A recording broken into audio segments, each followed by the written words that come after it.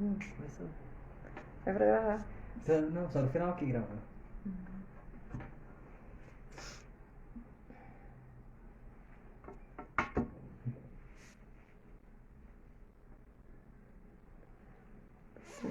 Boa noite, Lucineide. Boa noite, Águida. Boa noite, povo lindo. Que saudade que eu tô de todos vocês. Oi, mãe. Boa noite, mãe. Ai, nesse friozinho.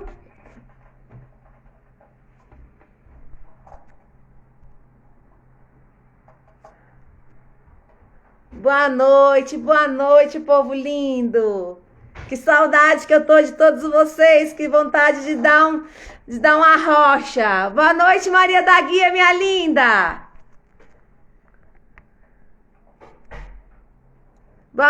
Saudade de você, minha princesa.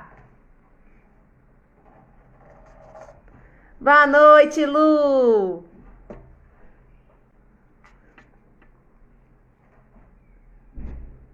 Boa noite, Vitinho. Márcia, eita, quanta gente, meu Deus. Boa noite, povo lindo. Que saudade que eu tô de todo mundo. Que vontade de abraçar, de matar a saudade. Oh, meu Deus do céu. Essa pandemia tá demais. Boa noite, boa noite. Nessa terça-feira tão congelante, nós estamos juntos novamente, né, para assistir mais uma palestra. Só estou esperando o nosso palestrante adentrar. Esse fica aqui.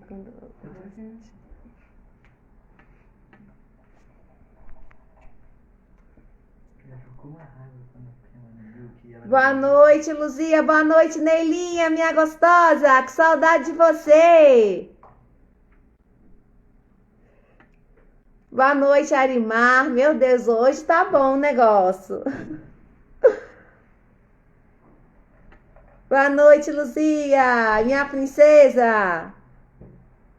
Gente, só tem gente bonita hoje nessa live. Começando por mim, né? Só tem gente linda nessa live hoje. Só tô esperando o Vitor. Ele já vai entrar, porque ele tá acabando uma outra live. Que minha mãe já tá perguntando, cadê ele? Ele tá terminando uma live. Aí ele falou que assim que ele acabar, ele vai pegar e vai pedir para entrar, tá, gente? Vamos aguardar. Que daqui a pouquinho o menino tá chegando.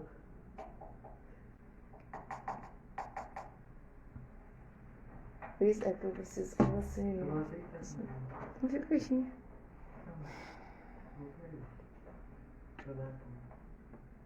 Boa noite, Diogo. Gente, hoje o negócio tá cheio.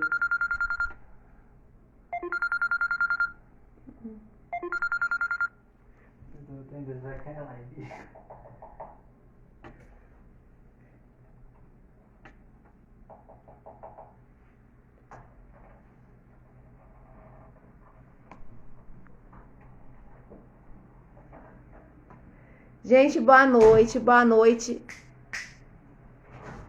Oi? Nossa. Só um minutinho. Vai, Luiz. Oi? Só um minuto. Que eu tô tentando aceitar aqui o palestrante. Eu aceitei, né? Oi, Vitor! Boa noite, tudo bem com a Boa senhora? noite, Vitor! Graças a Deus! Senhora, acho tão bonitinho você falar senhora. Desculpa, não é por Não, mal. gente, eu me sinto chique você me chamando de senhora. Pode chamar. Ó, hoje você vai sorrir muito, viu? Porque eu sou muito alegre. Eu já percebi. A Já injeção percebeu, né? a injeção de ânimo aqui foi direta. Muito obrigado. Né? Ô, gente, a alegria vem sempre em primeiro lugar. Bom, meu povo lindo, esse aí que está na tela, esse jovem, né, esse espírito de uma roupagem nova, mas um espírito, olha, milenar, muito inteligente, gente. Olha, quando eu chegar na envergadura dele, falta ainda muita encarnação, eu vou ficar muito feliz. Olha, gente, esse daí é o Vitor Hugo, né? Vulgo menino. Ele é um jovem de 22 anos. Ele nasceu em berço espírita, no estado de Minas Gerais. Desde os 15 aninhos de idade, ele serve a doutrina espírita. Gente, há muitos anos. Nossa, muitos anos, né? Quando ele tinha 15 anos. Com toda a força, né, do espírito dele. E ele reside agora em Uberlândia, Minas Gerais. Bem aqui do lado, gente, pertinho. Bem aqui em Uberlândia. E ele vai trazer, assim, gente, muito aprendizado para nós. Vocês não têm noção de como esse menino é lindo, gente. É lindo, tanto por fora quanto por dentro. Tô ficando preocupado. Você quer falar alguma coisa antes da oração? Ou... Eu só queria agradecer imensamente a oportunidade de estar aqui, pedir a Jesus que nos abençoe, que seja um momento assim de muita paz. Eu preciso muito de Jesus e espero que Ele possa me ajudar. Com certeza vai ter muita paz, muita alegria, porque é muito bom estarmos juntos, né? Falando sobre a doutrina, sobre Deus. É maravilhoso. E eu queria, né, pedir agora para todos, né, fecharmos nossos olhos para nós fazermos a nossa oração, né, inicial. Então, vamos, nesses instantes, pedir a Deus para adentrar nos nossos lares, para podermos nos tranquilizar, que Ele traga a sua luz neste nosso planeta, que está precisando tanto de amor, porque estamos vivendo num momento de tanta tristeza, aonde vários lares estão perdendo entes queridos, os hospitais estão sobrecarregados. Nós sabemos que tudo é passageiro, que tudo tem um porquê, tudo tem um propósito, e o principal, que somos espíritos milenares, e que aqui é apenas uma passagem, ao qual venceremos através da nossa renúncia, da nossa resignação e principalmente do nosso amor. Obrigado, querido Pai, por sempre confiar em nós, por nunca nos abandonar. Só temos que te agradecer a todo instante. Que assim seja.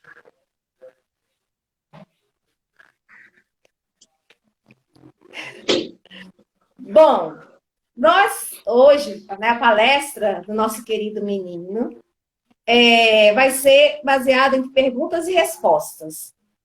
Eu vou fazer uma pergunta para ele e ele vai responder, tá? Você tem 1 hora, tá, menino? Vou te chamar de menino. Você tem 1 hora.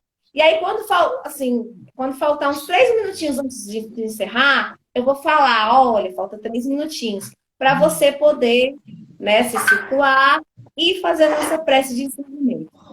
Tá bom? Mas quer falar alguma coisinha antes, de novo? Ou... Tá tudo Não, tranquilo? estamos aqui à disposição de Jesus e esperamos com alegria que a gente possa contribuir. Já estou vendo pessoas muito queridas, a mamãe aí tá aí, a Júnia também. Eu saí de uma live e vim para cá, então a Júnia, fico muito feliz e agradecido pela companhia dela. Ai, que lindo! Então, olha, a primeira pergunta é qual a relevância para a atualidade de amar e se instruir? Eu tô vendo que o nível das perguntas vai ser de bom para melhor. Então, Ô, vamos lá. Eu espero que todos se sintam acolhidos imensamente nessa noite e que o meu verbo traduza o amor de Deus, a esperança, a consolação que a gente tanto precisa. Para que a gente possa responder, obrigado, Jordana.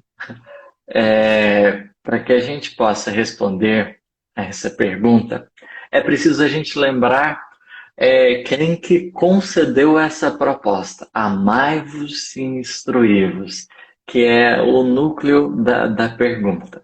Nós temos o Evangelho segundo o Espiritismo uma mensagem do Espírito de verdade, uma mensagem do Espírito de verdade, aonde a primeira ali das Instruções dos Espíritos, o advento do Espírito de verdade, no finalzinho ele vai colocar espíritas, amai-vos, este o primeiro ensinamento, instruí-vos, este o segundo.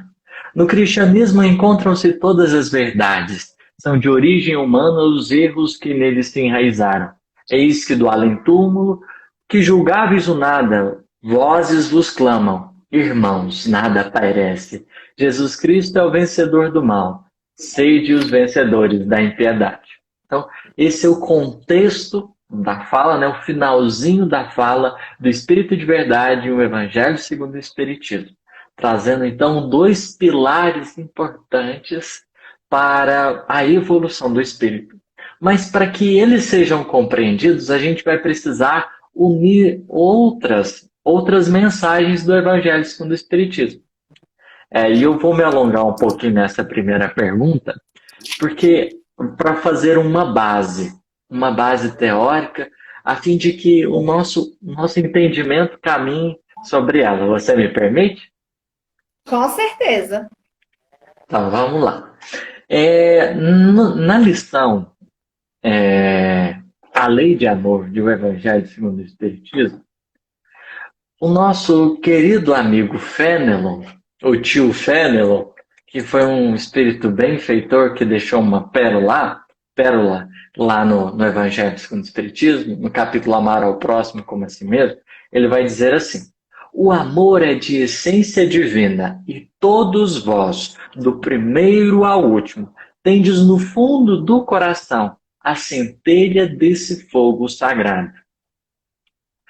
O que ele está colocando aqui? Olha, todos os espíritos, independente de quem seja, raça, cor, etnia, condição social, todo mundo tem essa essência divina, essa centelha desse fogo sagrado dentro de si. Nem tudo está perdido. Essa é a primeira premissa, a primeira reflexão a partir disso. Nem tudo está perdido. Às vezes a gente olha assim, pensa, meu Deus, mas as coisas não estão boas. Olha fulano, olha ciclano, o que está fazendo, o que está realizando. Mas calma, mesmo esses que a princípio parecem tão somente vis e criminosos, eles ainda assim possuem os germes do amor dentro de si. Possuem essa essência divina dentro do próprio coração. Só que, e aí o nosso irmão Fénelon, o tio Fénelon, ele explica algo curioso em relação às pessoas vis tão somente que se devotam ao mal. Por vezes, por não amarem as pessoas, elas podem amar objetos, coisas em si.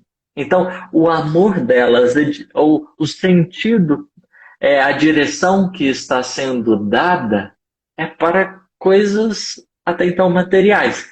Mas há a possibilidade de aquela fonte, até então, que irriga só coisas materiais, possa igualmente banhar pessoas. Há uma possibilidade. Isso dependerá do espírito.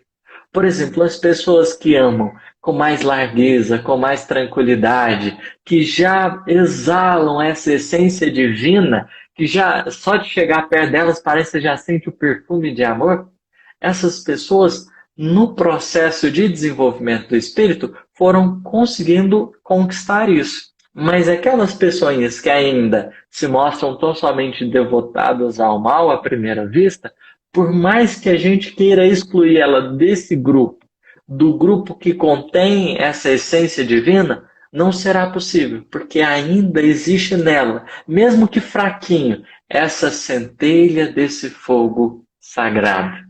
Essa centelha desse fogo sagrado, que à medida que se desenvolve dentro de nós, vai transformando-se em poderoso recurso, que aquece, que abençoa, que ampara.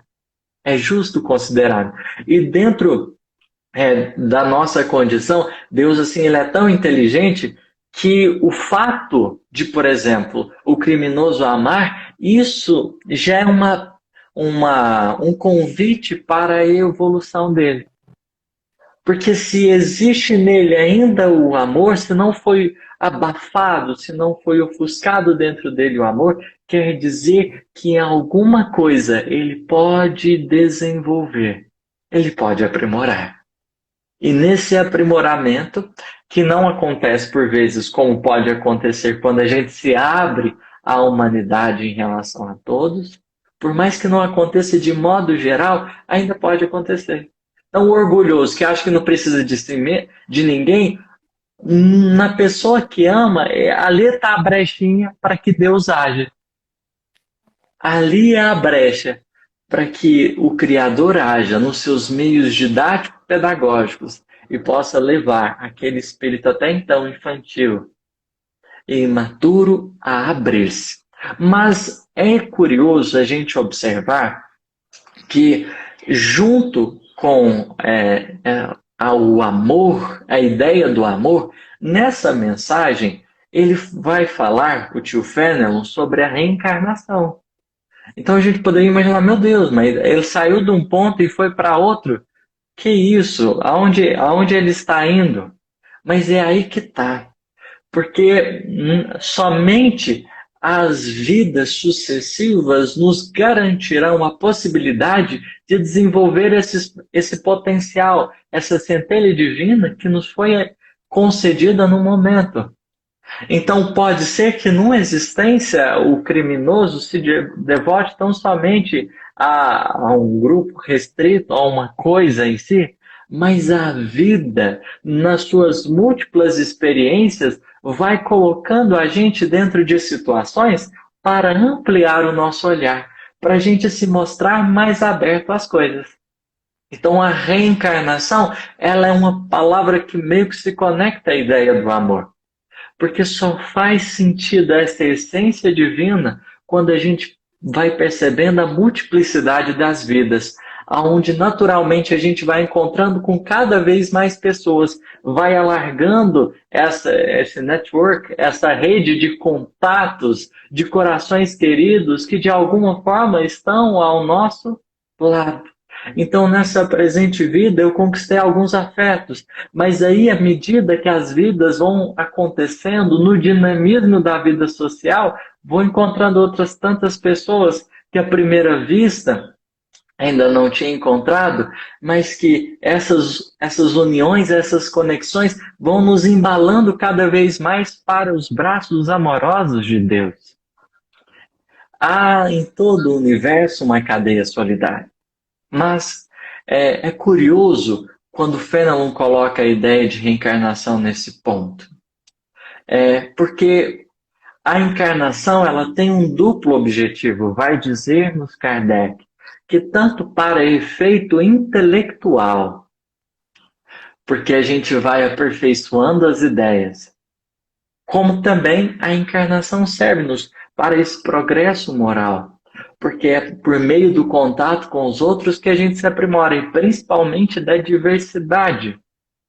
Então, no plano espiritual, enquanto a gente estagia com gente mais ou menos do nosso jeitinho, do nosso tipo, aqui na Terra é já entre aspas, uma bagunça, porque tem gente de todo jeito, espíritos mais avançados, menos avançados, e nessa grande salada de fruta, a gente vai aprendendo um cadinho com o que cada um de bom tem a ofertar. Só que essa centelha divina que foi posta em nós, ela, com a reencarnação, pede o quê? Aperfeiçoamento. E há uma fala de Paulo, e é por isso que eu me alonguei, porque eu queria falar dessa fala de Paulo, onde nos Filipenses ele diz assim, capítulo 1, versículo 9, que o vosso amor cresça cada vez mais no pleno conhecimento e em todo discernimento. Olha que fala linda de Paulo. É o papai Paulo, eu se assim posso chamar.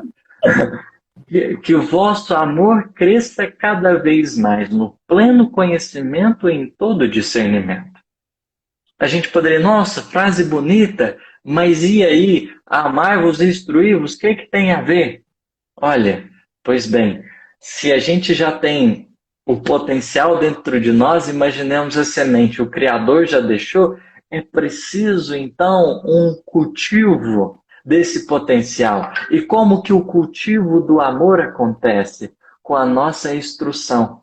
Com cada vez mais que as ideias se desenvolvem, cada vez mais que a nossa razão, a nossa intelectualidade vai se aprimorando, mais a gente tende a auxiliar esse processo do desenvolvimento desse sentimento, dessa força sublime chamada amor. E aí, Emmanuel, estou terminando já.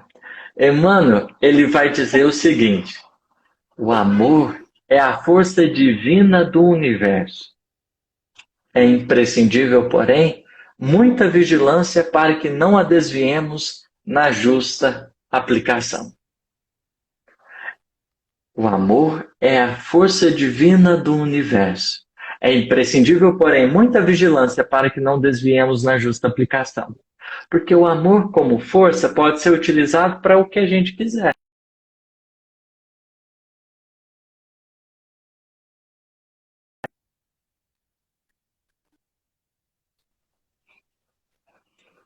Eu travei? Voltei?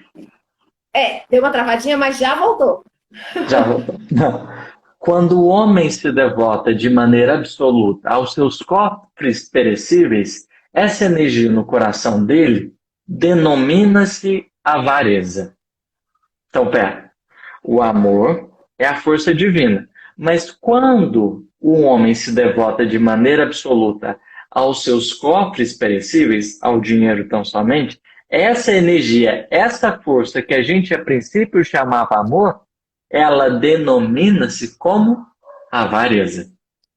Quando se atormenta de modo exclusivo pela defesa do que possui, julgando-se o centro da vida no lugar em que se encontra, essa mesma força converte-se nele em egoísmo. Então, olha o detalhe curioso. Vamos dizer assim, está aqui a matéria-prima, o amor. O que a gente faz com a matéria-prima é uma questão pessoal. Isso vai depender do quê? Do quão desenvolvido está a nossa razão, as nossas ideias, a nossa intelectualidade. Porque a gente pode pegar todo esse recurso divino que Deus nos concedeu, pode pegar tudo isso de mais lindo, de mais nobre que Deus nos concedeu e fazer o quê? Converter tudo isso em avareza, quando a gente tão somente se devota ao dinheiro, quando a gente se faz o centro da vida, egoísmo, e assim por diante. É muito importante a gente pensar nisso. E daí a grandeza da doutrina espírita, porque trazendo-nos esse contato mais profundo com a verdade, vem retirar a gente da ignorância, nos colocando numa condição mais responsável. Nossa, tô babando aqui, viu? Vou trazer você para minha casa. Olha, a segunda pergunta explique, por favor, sobre essas duas asas do progresso. Você acabou já explicando. Aí você gostaria de falar mais alguma coisa ou você já... Sim. Não, aí eu vou pontuar então a ideia. Vamos pontuar a ideia. Então, O amor foi posto em nós, está dentro de nós, sementinha. É um recurso lindo. A gente tem vidas e vidas para aprender, para se aperfeiçoar, para se aprimorar. A partir do momento que a gente toma consciência disso, a gente vai precisar investir então em ferramentas que nos auxiliem no aprimoramento justo dessa força dentro de nós. E a melhor forma, como Jesus vai dizer, conhecereis a verdade e a verdade vos libertará. Conhecereis a verdade e a verdade vos libertará. A partir do momento que a gente se coloca atento, um cadinho mais atento e consciente para com a vida, a gente vai começar a reparar na maneira que a gente tem de agir. Porque, normalmente, há um automatismo. A gente liga o modo rotina e aí vai. E você percebe assim, a gente mais ou menos ensaiando as mesmas respostas emocionais sem evoluir muito. O primeiro passo desse aprimoramento é quando você fala assim, pera, eu preciso conduzir melhor a situação. Eu preciso orientar melhor a minha vida, porque parece que a gente vai se cansando muito, vai tendo só desgaste. E quando a gente começa a sair do automatismo, que já é um grande progresso, porque não é fácil, porque não é só o automatismo de rotina, é as programações que a gente vai fazendo o mundo interior adentro. Então a gente vai criando padrões que, quando menos a gente percebe, eles estão guiando tudo aquilo que a gente faz, sem a gente perceber. No sentido de que as respostas que eu vou tendo às circunstâncias não vai mudando. Porque como eu vou fortalecendo essas tendências em mim, é sempre possível e perceptível reconhecer que em nós a mesma forma de sentir ela está. E aí, Paulo nos chama para uma seguinte questão. Renovai-vos o vosso modo de sentir. Mas a gente pode falar para Paulo assim, Paulo, não, é muito difícil, não tem jeito. Renovar, a gente já criou o hábito, agora tem que viver do jeito que dá. Tá, mas aí Emmanuel, ele numa mensagem que chama... meu Deus, eu esqueci o nome... Influências ocultas. Influências ocultas. Ele vai trabalhar um processo que nos auxiliará justamente nesse propósito de progresso, onde a gente vai utilizar o amor, essa asa bendita, e vamos utilizar a intelectualidade, essa asa bendita, para que juntas em perfeita harmonia possam garantir o voo da evolução, do aprimoramento espiritual. Ele vai colocar assim, sentimentos ocultos influenciam as ações meridianas. E as ações meridianas estimulam sentimentos ocultos. Então, olha, nossa, muito difícil. Ajuda aí. Vamos pensar o que Emmanuel falou a seu turno. Vamos colocar uma situação prática. Imaginemos o nosso mundo interior. As coisas vão acontecendo e, de repente, sem perceber, eclode sentimentos dentro de nós. Então alguém fala alguma coisa, de repente, meu Deus, aí a gente vai olhar para dentro, rapaz, que trem doido. Porque mesmo às vezes a contragosto é como se a gente não conseguisse fugir daquele sentimento. Só que há um detalhe aqui, apesar da gente não ter poder sobre os sentimentos que estão dentro de nós, invariavelmente eles vão se derramar na vida, a gente tem uma importante ação. Por quê?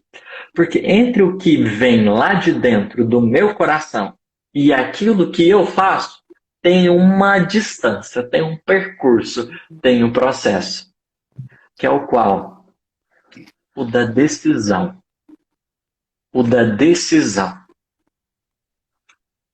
E aí é onde lá no Livro dos Espíritos fala que assim, a gente poderia, a nosso turno, avançar com mais rapidez se a gente tivesse vontade. A gente poderia pensar, mãe, eu tenho vontade, queria que fosse diferente, mas não é. Não é. Mas aí quando a gente começa a reconhecer o que é vontade? Vontade é essa decisão nossa. Então, diante daquilo que acontece dentro de nós, que emerge esse sentimento oculto, e o que a gente vai fazer, que é a ação meridiana, há ali um espaço, que é o espaço da decisão. O que nós de fato iremos fazer? Com que intenção nós iremos fazer? Porque às vezes vem, por exemplo, uma raiva. Aí o que acontece? A gente perde.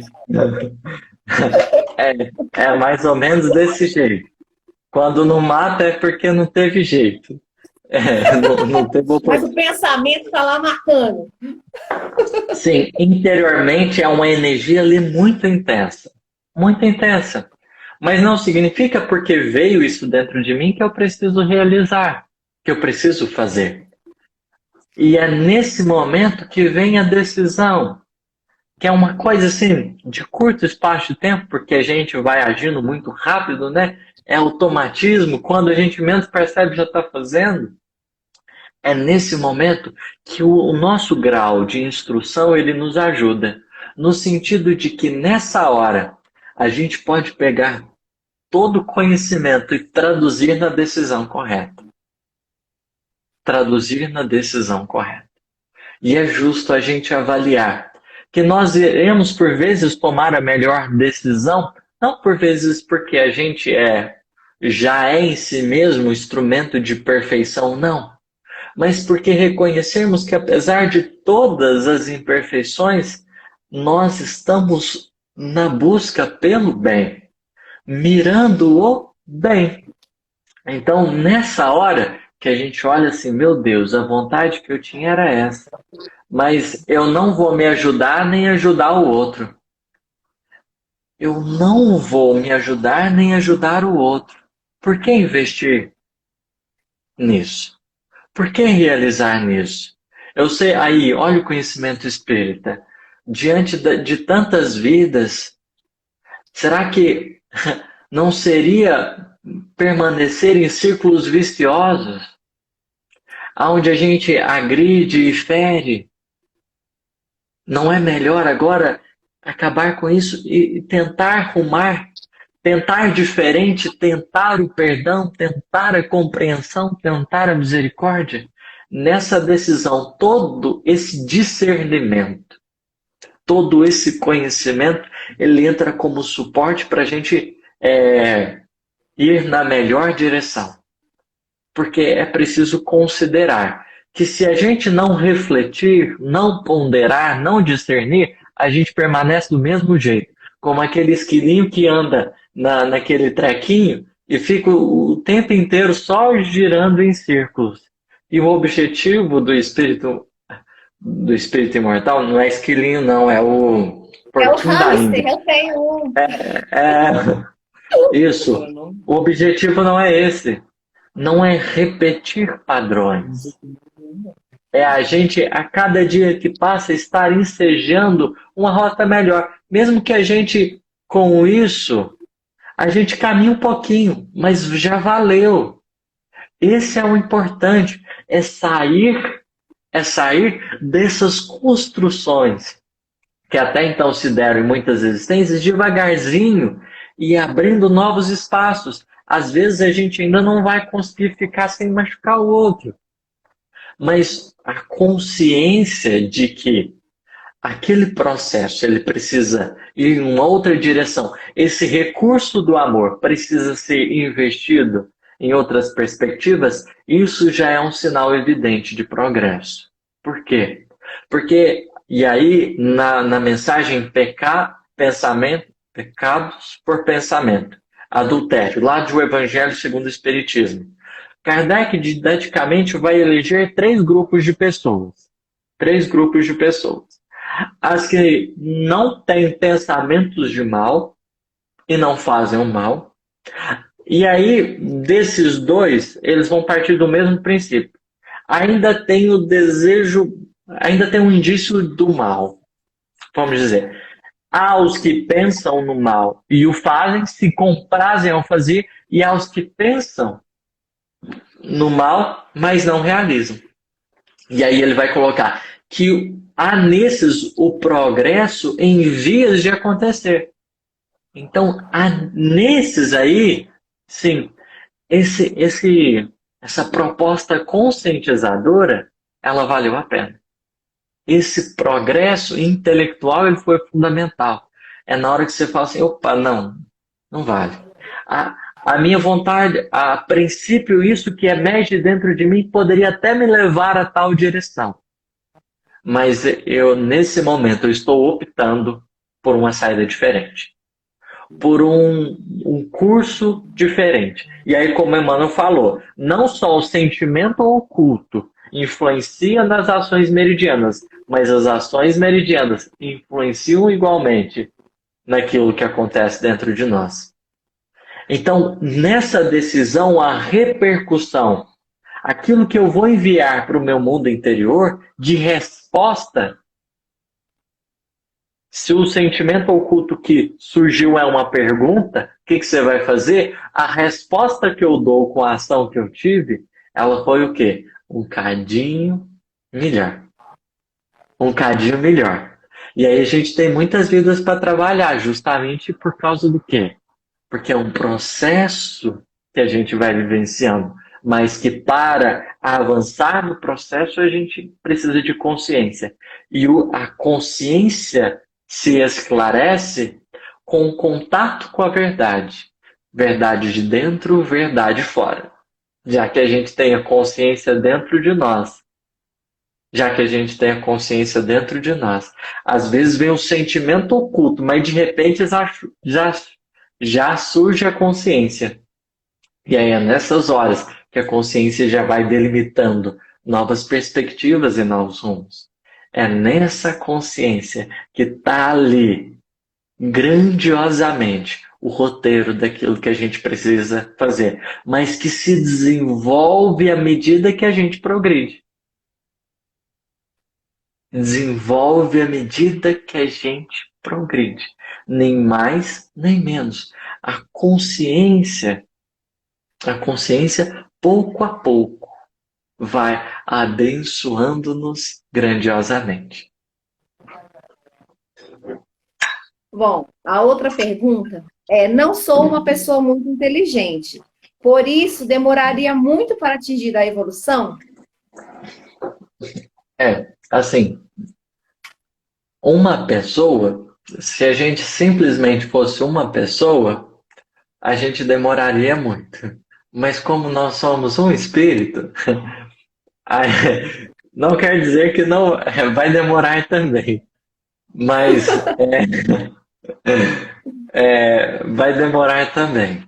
Mas é curioso a gente reconhecer o seguinte: a pedagogia de posições diante da reencarnação. O que acontece? A gente precisa passar pelas experiências, conforme está lá no Livro dos Espíritos, é necessário, na 132, salvo engano, é 132, onde Kardec questiona qual o objetivo da encarnação. Aí os espíritos vão dizer, fazer ele chegar à perfeição, fazer aquele espírito chegar à perfeição. No entanto, todavia, para ele chegar à perfeição, ele vai passar por missões e expiações. Vai passar por expiações, que na verdade são as vicissitudes, é a alternância de condições, de estados. Então, pois bem, ora a gente vai estar nas melhores condições, trabalhando com determinados talentos, ora a gente vai estar em outras condições. Nós vamos estar o quê? Trocando posição. Mas a posição não fala do potencial que a gente tem como um todo. Não fala do potencial que a gente tem como um todo. Fala daquilo que naquele momento talvez seja o convite divino para a gente aprender. Então, em se tratando, nossa, eu também não sou inteligente. Então, se fôssemos tão somente pela lógica material, felizmente, a gente não conseguiria chegar a essa perfeição. Mas pela lógica espiritual, e que a doutrina espírita com suas lentes vai nos permitindo enxergar, essas oscilações de posições, elas falam de lições dos cunhos diversos que nos cabe aprender. Porque a gente vai, entre aspas, sentir na pele o que é muitas vezes ter a aptidão de estar ali com o potencial intelectual desenvolvido, como as situações que a gente pode encarnar lá numa roça, ter aquela vida tranquila que você faz o queijinho, né? Faz o queijinho. Mas são experiências que não falam a respeito da natureza em si do espírito, mas falam de possíveis campos de aprendizado, em que mesmo nas limitações a gente é chamado a aprender com a sabedoria da vida, porque indiscutivelmente, salvo os casos em que o corpo traz a limitação, todos nós podemos aprender, e a natureza, conforme vai dizer-nos Emmanuel, é ela, o livro sagrado, onde expressamente está a lei divina. E a lei divina compreende não só a lei moral que regulamenta as nossas vidas, mas igualmente a lei natural que contempla tudo da natureza. Então, ao ter contato com a natureza, aquele serzinho que até então não teve estudo, a vida não caminhou para esse lado, ele vai ter condições com a sensibilidade da alma, com os atributos da alma, de desenvolver propriedades maiores. Porque é preciso a gente se atentar a uma coisa. Fenelon, o tio Fenelon, ele vai dizer o seguinte, que o amor é a mãe de todas as virtudes. E aí, se a gente traçar uma analogia, o amor, imaginemos o Sol. A gente tem o núcleo e temos os raios. Temos o núcleo ali, que a partir do esforço, do calor ali, começa a dimensionar nos raios. O amor é o núcleo, e as virtudes são os raios. Então, são muitos raios, todos oriundos desse mesmo núcleo. E nas diversas posições que a vida vai colocando, a gente vai sendo convidado a trabalhar esses diversos raios, a expandir esses diversos raios. E há situações que, por vezes, podem oferecer melhores condições para tanto. Aí, o que acontece? Você estagia numa condição e depois desenvolveu determinada coisa. Aí há aquela outra condição onde você vai dar resistência, robustez, fortaleza aquilo que você aprendeu. E aí é curioso, porque é essas posições que vão ofertar-nos, as chamadas vicissitudes que vão ofertar-nos essas possibilidades de aprendizado. A outra pergunta. Por que... Esse aqui é mais assim, particular do que a pessoa que me fez a pergunta. Por que filhos do meio têm complexos de inferioridade e sempre acham que não são amados? Meu Deus. Foi uma mãe que fez essa pergunta. Ô Jesus, o que o senhor tem para dizer para a gente? É porque assim, seria imprudente da minha forma determinar que pode acontecer com todos os filhos do meio desse jeito. Não tem como Seria imprudente. generalizar, né? Colocar como se diz todos. Sim, seria imprudente da minha forma fazer isso. Seria imprudente. Mas é justo, ela falou complexo de inferioridade? Porque ela diz que o filho do meio sempre se sente menos amado. Sim. Que a mãe ama mais os outros e não ama esse serzinho. Assim, a minha mãe e o meu pai, tem eu e minha irmã, né? Então eu não saberia dizer que assim, tem só filho mais novo e filho mais velho. Aí minha mãe comentou forte essa. Mas é muito importante a gente pensar assim, que o complexo, ele não é uma coisa que o ambiente determina. Ele desperta, ele ativa, traz à tona, mas não é aquilo que cria. Então, vamos dizer, o ser que ali encarnou e que tem esse complexo, e é importante considerar, segundo um psicólogo que eu acompanho, o nome dele é Marlow Reichtal, um psicólogo espírita que estuda... Marlow. Então, assim, a princípio, não tem como a gente se desfazer dos complexos, mas a maneira como vamos lidar com cada um deles, aí é que é particular. Então, assim, vai acontecer coisas que, mesmo não tendo relação com o complexo, para quem tem esse complexo dentro de si, vai tocar de um jeito diferente. Então, vamos colocar, a mãe está diante de 3 filhos, né? Aí ela dá, conforme a idade, dá um presente para um, dá um presente para outro e dá um presente para esse do meio. Aí o do meio acha, de certa forma, que ele, diante dos presentes, ele foi ali rebaixado, ele não foi valorizado, não foi o melhor. Na intenção do coração da mãe, ela pode ter assim, planejado com todo carinho, pensar, nossa, arrasei, tô dando o que eles queriam, mas por causa do complexo, que é uma coisa que está dentro de mim, vamos colocar que eu sou esse filho, por causa do complexo que está dentro de mim, eu vou me comparar aos outros, e no que eu me comparo aos outros, eu vou esquecer o valor do que eu ganhei.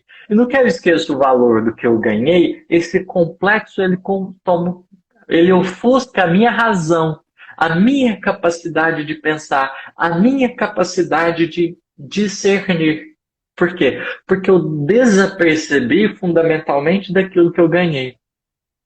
É preciso considerar que dá para a gente ir lidando com os complexos, apesar de ser estruturas assim muito sensíveis, dá para a gente ir lidando com muito cuidado e com muito carinho. No caso da mãe, em reconhecendo a condição do filho, que é mais sensível às coisas, ela pode ir arrumando uns jeitinhos de fazer com que esse filho reconheça, auxiliando ele a reconhecer o que ele tem de especial, o salzinho dele, a luz que está dentro do coraçãozinho dele, aquilo que ele possui. Porque quando a gente desconhece um pouquinho da gente e a gente começa a prestar atenção nos outros, de fato, esse complexo, ele vai tomando conta, então, da nossa maneira de agir e de se organizar. Então, aí, tudo que a gente vai fazer nos remete a isso. Então, às vezes, alguém, por exemplo, está num ambiente social, Aí alguém fala alguma coisa. Aí tem alguém com complexo de inferioridade. Um sujeito A elogia o sujeito B. E tem o sujeito C que tem complexo de inferioridade. O sujeito A elogia o sujeito B. Vai e fala alguma coisa. Aí porque o sujeito A não falou nada para o C, que é o que tem complexo, ele acha que ele não serve para aquele ambiente, que não está sendo acolhido, que ele é uma péssima pessoa, enfim.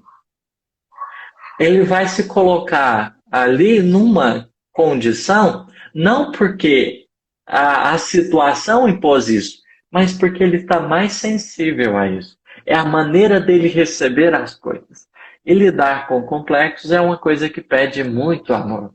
Mas esse amor, como Paulo vai dizer, que cresce cada vez mais no pleno conhecimento e em todo o discernimento. Porque quanto mais a mãe procura estudar, mais ela vai ter meios de atuar com propriedade, com autoridade, para que, estando nas situações, ela tente minimizar os efeitos dessa ou daquela ação que ela possa fazer. Ela vai procurar o modo. Ela vai manter a essência do sentimento, que é o amor, mas o modo com que ela vai expressar para que chegue naquele coração como acolhimento, fazendo a parte dela, aquilo que ela pode, porque aquele coração também vai ter um processo que, ao enfrentar, ao passar pelas dificuldades da vida, vai sendo levado a compreender. Vai sendo levado a compreender. A outra pergunta. Tenho muita dificuldade em amar meu irmão mais velho. O abraço dele me causa medo e repulsa. Mesmo assim, me esforço para aceitar. Isso pode ser memórias de outras vidas? Eita, nossa. Essas situações é complicada, né? Porque pode ser, pode não ser. Então, não vamos determinar aqui. É sempre difícil determinar alguma coisa. É sempre difícil determinar e é uma postura que, às vezes, a gente pode errar se a gente bater o martelo. Mas, diante da situação, né, a gente poderia comentar com mais propriedade da situação em si. Às vezes, a gente tem dificuldade com alguém, tá?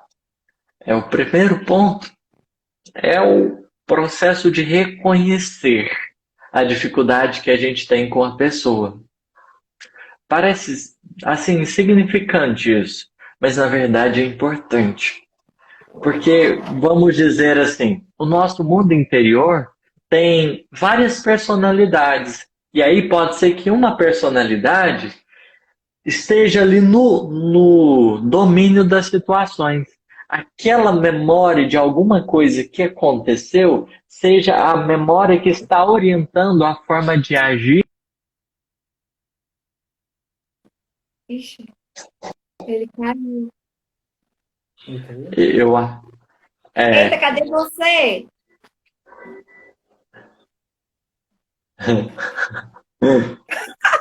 Aconteceu alguma coisa que você sumiu. Eu tô aqui, eu estou te vendo.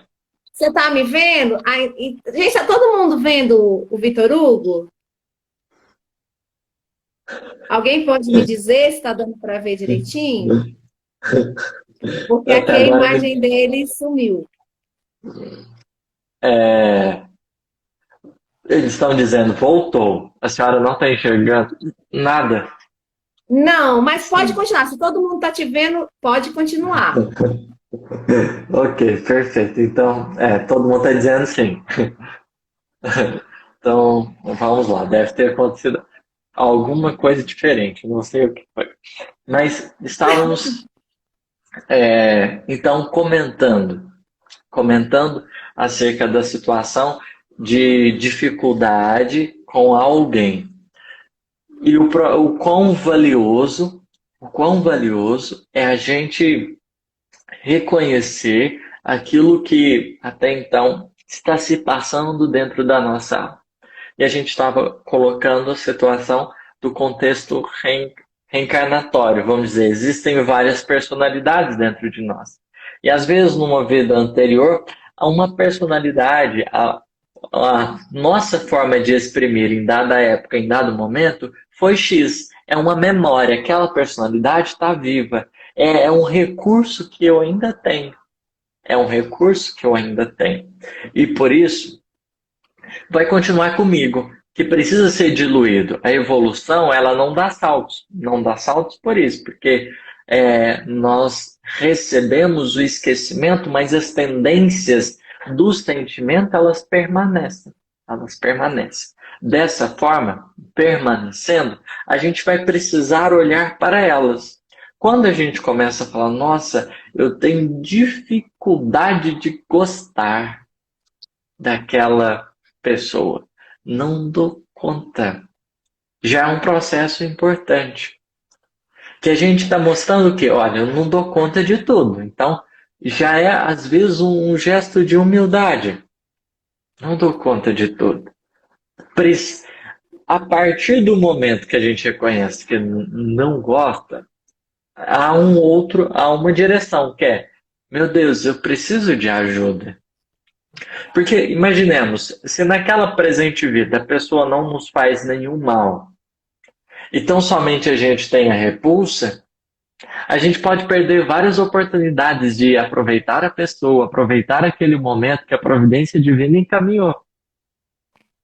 Então, o que a gente pode realizar nesse momento? Poxa, reconheço que não estou dando conta de conviver e reconheço que está delicado.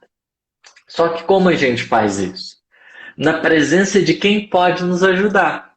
Para tanto, existe um guia espiritual, um anjo da guarda, que a gente vê lindamente na questão 495, se eu não me engano, é que fala dos anjos da guarda. Eu peço desculpas se eu acho que eu errei. Mas enfim, lá na questão que fala dos anjos da guarda, a gente sabe que esse anjinho da guarda é alguém que está acima, que tem tem autoridade moral no bem, que entende o nosso coraçãozinho.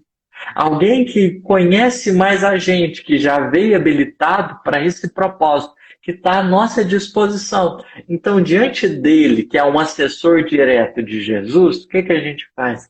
A gente começa a abrir um pouquinho da nossa alma. Porque quando a gente abre a questão, que a gente é igual a porta que se abre, e nesse momento, o que acontece? A gente abre e aí dá para limpar, dá para dar uma lavada ali, uma faxinada. Se a gente não se abre, simplesmente fica, nossa, não gosto, tenho dificuldade, mas não tem nenhuma iniciativa no sentido de reconhecer o processo, o que acontece? A gente não evolui, não progride, porque a evolução pede abertura, e é no que nós vamos nos abrindo para reconhecer que a gente precisa de ajuda, que tem coisas que a gente não vai dar conta sozinho. É nessas horas que os espíritos superiores, eles podem começar a nos auxiliar na renovação dos nossos sentimentos, mesmo aqueles que até então a gente tinha dificuldade. Mesmo aqueles que até então a gente tinha dificuldade. E aí, aquele sentimento, aquela memória, ela começará a ser diluída. Diluída. Tem memórias que se diluem com anos. Pode acontecer, meses. Porque vai depender dos impactos de outros momentos. Mas nosso trabalho do bem, imagina assim, quando tem uma coisa encardida.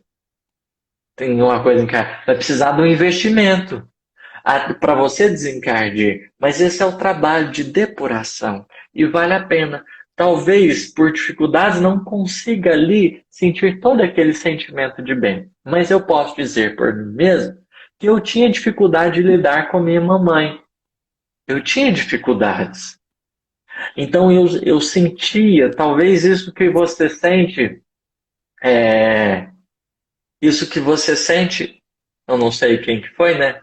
mas isso que você sente pelo o seu irmãozinho, ou irmãozinha, eu já não me recordo, mas eu sentia isso, eu tinha dificuldade com esse sentimento. E eu comecei a reconhecer que eu não dava conta, que aquilo ali eu não queria, mas era o que existia dentro de mim. E eu comecei a pedir ajuda. E em orações verdadeiras e sinceras do coração, eu percebi a providência divina me ajudando. E aquilo que até então parecia impossível, hoje é como que natural. Expressar carinho e sentimento pela mamãe tão linda que eu tenho e que eu sou imensamente grato. Porque acontece quando a gente se abre, quando a gente reconhece, quando a gente procura estar consciente do processo. Não é só ignorar e falar, não, tem que dar conta. Calma. Primeiro a gente, porque senão a gente vai tentar do nosso jeito. O primeiro passo é a gente se abrir e deixar a espiritualidade com essa entrega sincera do nosso coração e trabalhando na nossa alma. Já Ô, meu são 9 lindo, horas. falta 2 minutos para poder encerrar. São 2 para. Porque vai cair a live. Porque cai, né, uma hora. Aí eu queria que Sim. você fizesse a nossa oração de encerramento. Ah, eu queria mais você. Não, 1 hora é pouco tempo demais. Obrigado pela gentileza. Tá, vamos fazer a nossa oração. Eu acho que vai cair. Se de repente cair, gente, nos perdoem, tá? Faremos o melhor que tivermos condições. Quem se sentir à vontade, que se mostrar apto, eu convido vocês a fechar os nossos olhinhos para a gente experimentar um momento de presença. Um momento de presença. O plano espiritual que nos cerca incansavelmente com tanto carinho, com tanto afeto, está sempre a nos visitar. Simplesmente basta que a gente vá para o quarto da nossa alma, do nosso mundo interior, que a gente feche a porta do mundo exterior e no momento de integralidade dentro de nós, a gente se ponha a orar. Eu aqui me coloco, Jesus, agradecendo todas as pessoas que estiveram aqui, que com paciência escutaram e que compreenderam as nossas limitações. Agradecemos ao convite tão generoso dos nossos irmãozinhos de Brasília. Peço ao Senhor que diante de cada um desses coraçõezinhos, Senhor que conhece precisamente as necessidades de cada qual, às vezes é tão difícil lidar com o sentimento, a gente está numas brigas, numas DRs com a gente mesmo. Eu queria pedir para que o Senhor ajudasse as pessoas a reconciliarem consigo mesmas. É preciso a gente se olhar. Às vezes a gente está fugindo disso. E quando a gente se olha, às vezes, a primeiro momento, pode ser o mais difícil, a gente pode querer fugir, mas é importante reconhecer. A gente é pequenininho mesmo. Está tudo bem. Deus nunca nos pediu para sermos grandes, mas o objetivo final da criação é estarmos na presença dele, desfrutando do seu amor e da sua bondade. Cuida de nós, Senhor Jesus. Cuida de cada um desses seres, desses corações queridos. Eu te peço. E que nas dificuldades emocionais, nos desafios de cada momento, o Senhor seja essa consciência alva e linda, nos direcionando a cada momento e a cada instante. Seja esse discernimento a nos trazer a lucidez para que a gente possa procurar novo rumo na sua presença. Obrigado por me ouvir, por com tanto carinho e com tanto amor estar aqui com o meu coração. Que a sua paz e a sua luz seja sempre em nossas vidas. Que assim seja. Que assim seja. Obrigada, menino. Adorei você, viu? Adorei te conhecer. E foi muito bom estar contigo, que tantas pessoas lindas nessa noite tão maravilhosa. Boa noite, meu povo lindo. Beijo no coração de cada um de vocês.